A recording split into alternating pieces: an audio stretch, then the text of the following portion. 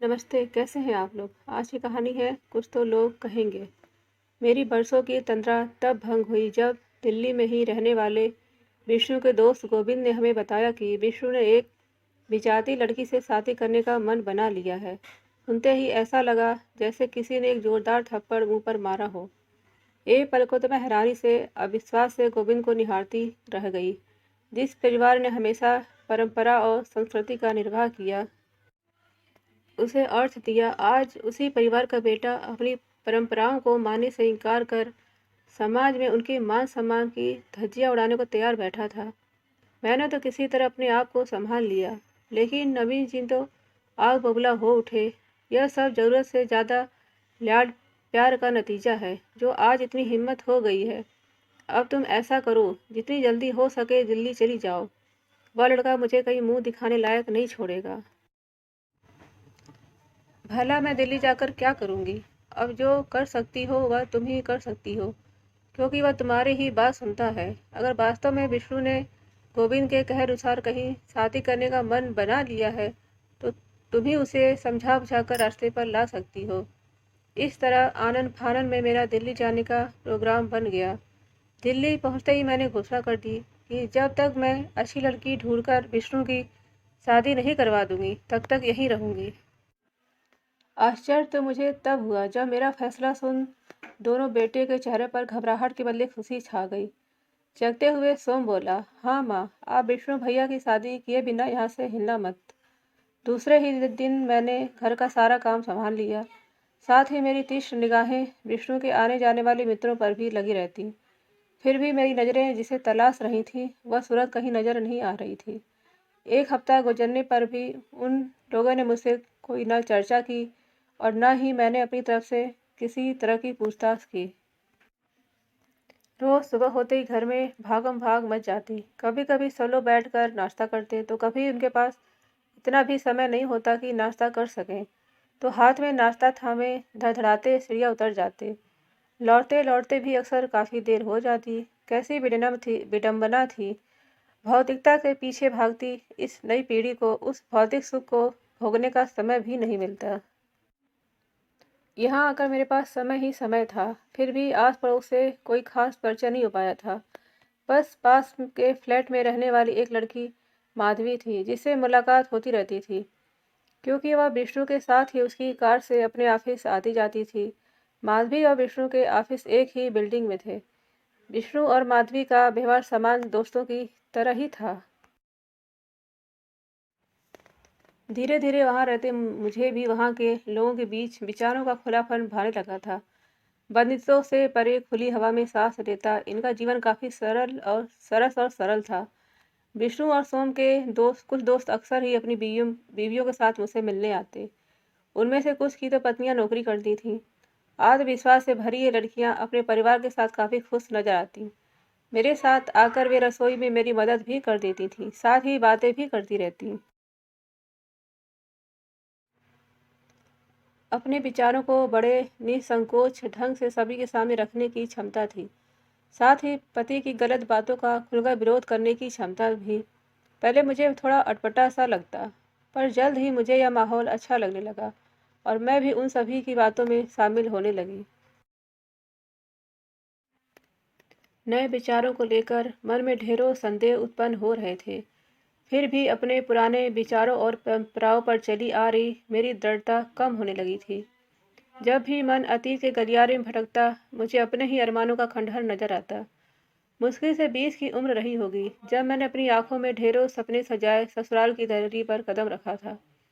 जब दो बड़ी बड़ी नंदों और सास के ताने उल्हानों का दौर शुरू हुआ, तो मेरे सारे सपने जाने कहाँ तिरोहित हो गए। ऐसे वातावरण में मुझे घर परिवार से जोड़ने के बदले नवीन जी अपने परिवार के साथ मिलकर मेरा मजाक उड़ाते।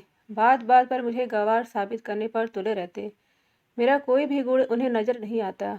अपने सारे मान सम्मान और सम्मान को गिरवी रख मैं ऐसे पति नामक जीव की हाँ में हाँ मिला रही थी, जिसके कोई विचार मुझसे मेल खाते ही नहीं थे। लक्ष्यहीन जिंदगी यूं ही अंधेरे में आगे बढ़ती जा रही थी। कितने अरमान थे मेरे कि पढ़ लिख कर अच्छी नौकरी करूंगी, लेकिन नवीन जी को तो मेरे आगे पढ़ने के नाम से ही चिढ़ थी। मैंने उन्हें समझाने की बहुत कोशिश की, पर उन्होंने मुझे आगे बढ़ने की इजाज़त नहीं दी।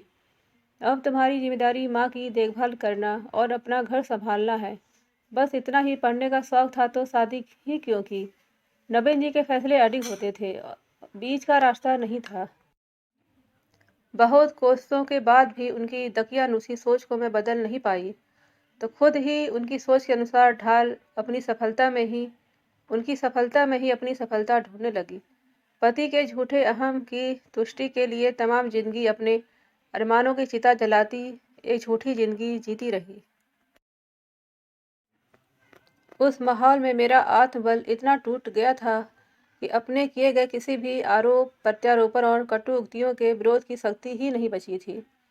तीज त्योहार पर मुझे मायके जाने की अनुमति नहीं मिलती। अगर कभी अनुमति मिल भी जाती तो बच्चों को साथ नहीं ले जाने का दिया जाता। फिर भी मैं चुप रहने के अलावा कुछ नहीं कर पाती। वह छुट्टी का दिन था। विष्णु और सोम का मनपसंद नाश्ता बना था। डाइनिंग टेबल पर नाश्ता रखते हुए मैं सोम से बोली, पहले मैं कितना काम कर लेती थी, पर अब तो घर के छोटे छोटे काम भी मुझे थका देते हैं। परेशान होने की कोई ज़रूरत नहीं है माँ। विष्णु भैया ने आपके लिए एक अच्छी सी बहू ढूंढ ली है, जो आपको इन कामों से छुट्टी दिला देगी। वह ज़रूरत है तो सिर्फ आपके आशीर्वाद की। विष्णु भैया उन्हें लेने गए हैं, वे दोनों अभी आते ही होंगे।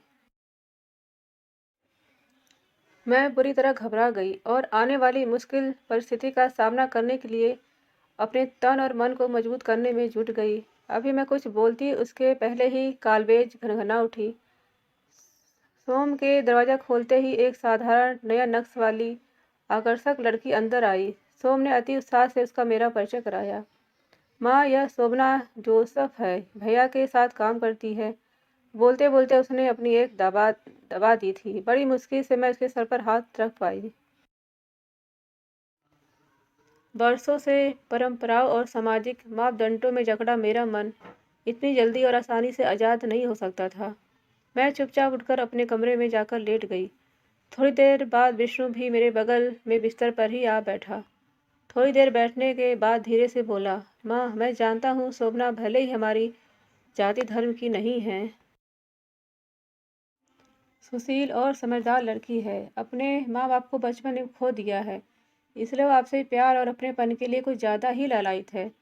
अगर आप उसे जाति धर्म के चक्कर से अलग करके देखोगी तो उसमें आपको वे सारे गुण नजर आएंगे जिन्हें शायद आपने अपनी बहू में देखने की कल्पना की होगी। हम दोनों शादी करना चाहते हैं, पर यह हमारा अंतिम फैसला नहीं है। शोभना का कहना है कि जब तक माँ आशीर्वाद नहीं देगी तब तक हम शादी नहीं करेंगे।